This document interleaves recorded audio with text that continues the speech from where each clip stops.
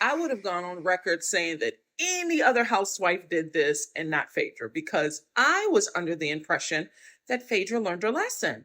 Phaedra had been on hiatus, rather fired, suspended, terminated, whatever you want to call, for 8 seasons. She would have done anything to get back on Real Housewives of Atlanta.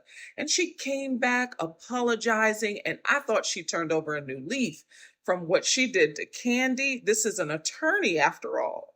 Phaedra is a lawyer.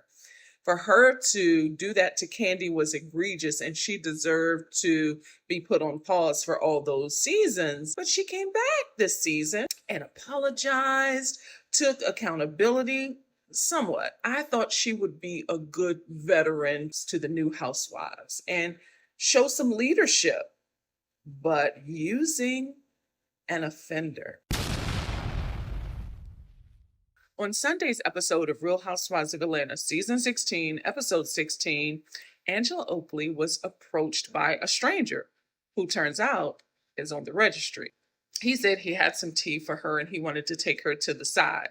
He was mic'd up, so you know production was involved. And she's like, no, I'm having a good time with my girls. She was at Williams-Sonoma. Kelly had hosted this event. So they were enjoying themselves. Mind you, Charles is present. Either he didn't hear, zoned it out, wasn't paying attention, didn't care, whatever it was. Angela's paid him dust, and then he just sticks around trying to be on camera.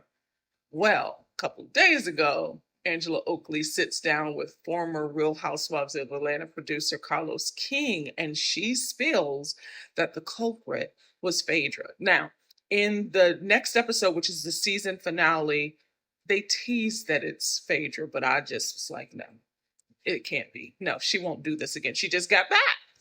This isn't her. She couldn't do it. Angela tells Carlos it's her because the dots connect. This is Phaedra's brand. This is her imprint, the legacy she leaves behind for Real Housewives of Atlanta as a peach holder. She's got the gag of Kenya when she reads Kenya for Phil. She's got the Kandi scandal. And now this, using a registered offender to do this to a fellow castmate that didn't deserve this.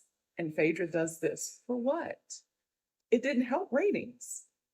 The ratings got worse than last week, and this was a better episode than it's been the last couple of days, at least during Grenada. I mean, Phaedra's done. Let's just call a thing a thing.